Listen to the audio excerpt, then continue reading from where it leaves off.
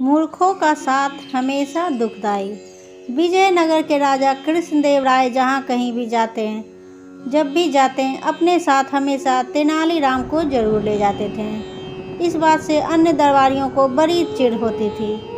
एक दिन 3-4 दरबारियों ने मिलकर एकांत में महाराज से प्रार्थना की, महाराज कभी अपने साथ किसी अन्य व्यक्ति को भी बाहर चलने का अवसर दें।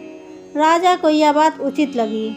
उन्होंने उन दरबारियों को विश्वास दिलाया कि वे भविष्य में अन्य दरबारियों को भी अपने साथ घूमने फिरने का अवसर अवश्य देंगे। एक बार जब राजा कृष्णदेव राय वेश बदलकर कुछ गांवों के भ्रमण को जाने लगे, तो अपने साथ उन्होंने एक बार तेनालीराम को नहीं लिया, बल्कि उसकी जगह 2 अन्य दरबारियों को साथ ले लिया।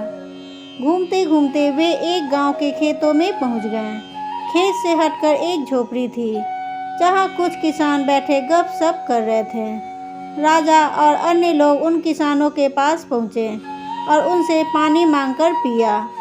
फिर राजा ने किसानों से पूछा, कहो भाई लोग, तुम्हारे गांव में कोई व्यक्ति कष्ट में तो नहीं है? अपने राजा से कोई असंतुष्ट तो नहीं है? इन प्रश्नों को सुनकर गांव वालों को लगा कि वे लोग अवश्य ही राज के कोई अधिकारीगण हैं। वे बोले, महाशय, हमारे गांव में खूब शांति है, चैन है, सब लोग सुखी हैं। दिन भर कड़ी मेहनत करके अपना कामकाज करते हैं और रात को सुख की नींद सोते हैं। किसी को कोई दुख नहीं है। राजा कृष्णदेव राय अपनी प्रजा को अपनी संतान की तरह प्यार करते थे, इसलिए राजा से असंतुष्ट होने का सवाल ही नहीं पैदा होता। इस गांव के लोग राजा को कैसा समझते हैं? राजा ने एक और प्रश्न किया। राजा के इस सवाल पर एक बूढ़ा किसान बोला और ईख के खेत में से एक मोटा सा गन्ना तोड़ लाया। उस गन्ने को राजा को दिखाता हुआ वह किसान बोला, श्रीमान जी, हमारे राजा कृष्णदेव राय बिल्कुल इस गन्ने जैसे हैं। अपनी तुलना एक गन्ने से होती देख राजा कृष्णदेव राय सकपका गए। उनकी समझ में यह बिल्कुल भी न आई कि इस बूढ़े किसान की बात का अर्थ क्या है। यह भी समझ में न आया कि इस गांव के रहने वाले अपने राजा के प्रति क्या विचार रखते हैं। राजा कृष्णदेव राय के साथ जो अन्य साथी थे, राजा ने उन साथियों से पूछा, इस बूढ़े किसान के कहने का क्या अर्थ है? साथी राजा का सवाल सुनकर एक दूसरे के मुंह देखने लगे। फिर एक साथी ने हिम्मत की और बोला, महाराज, इस बूढ़े किसान के कहने का साफ मतलब यही है कि हमारे राजा इस मोटे गन्ने की तरह कमज़ोर हैं। उसे जब भी कोई चाहे एक झटके में उखाड़ सकता है, जैसे कि मैंने यह गन्ना उखाड़ लिया। राजा ने अपने साथी की इस बात पर विचार किया तो राजा को यह बात सही मालूम हुई। वह गुस्से से भर गए और इस बूढ़े किसान से बोले, तुम शायद मुझे नहीं जानते हो कि मैं कौन हूँ। राजा की क्रोध से भरी वाणी सुनकर वह बूढ़ा किसान डर के मारे थर-थर काँपने लगा।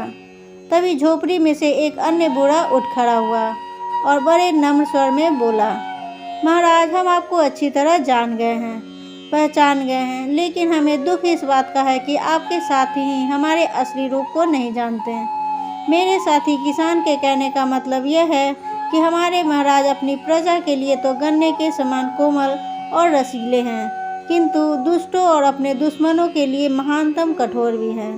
उस बूढ़े ने एक कुत्ते पर गन्ने का प्रहार करते हुए अपनी बात पूरी की। इतना कहने के साथ ही उस बूढ़े ने अपना लबादा उतार फेंका और अपनी नकली दाढ़ी मूछें उतारने लगा। उसे देखते ही राजा चौंक पड़े। तेनालीराम, तुमने यहाँ भी हमारा पीछा नहीं छोड़ा। तुम लोगों का पीछा कैसे छोड़ता भाई? अगर मैं पीछा ना करता तो तुम इन सरल हृदय किसानों को मौत के घाटी उतरवा देते, महाराज के दिल में क्रोध का ज्वार पैदा करते, सो अलग। तुम ठीक ही कह रहे हो तेनालीराम, मूर्खों का साथ हमेशा दुखदाई होता है। भविष्य में मैं कभी तुम्हारे अलावा किसी और को साथ नहीं रखा करूँगा। उन सब की आपस की बातचीत से गांव वालों को पता चल ही गया था कि उनकी झोपड़ी पर स्वयं महाराज पधारे हैं और वेश बदलकर पहले से उनके बीच बैठा हुआ आदमी ही तेनालीराम है। तो वे उनके स्वागत के लिए दौड़ पड़े। कोई चारपाई उठाकर लाया तो कोई गन्ने का ताज़ा रस निकलवा कर ले आया। गांव वालों ने बड़े ही मन से अपने मेहमानों का स्वागत किया, उनकी आवभगत की। राजा कृष्णदेव राय उन गाँव वासियों का प्यार देखकर आत्मविभोर हो गए। तेनालीराम की चोट से आहत हुए दरबारी मुंह लटकाए हुए जमीन कुरेदते रहे और तेनालीराम मंद मंद मुस्कुरा रहे थे। दोस्तों, मेरी वीडियो पसंद आ रही है तो इसे लाइक करें, शेयर करें, सब्सक्राइब करें। तब तक के लिए थैंक्स फॉर वॉचिंग।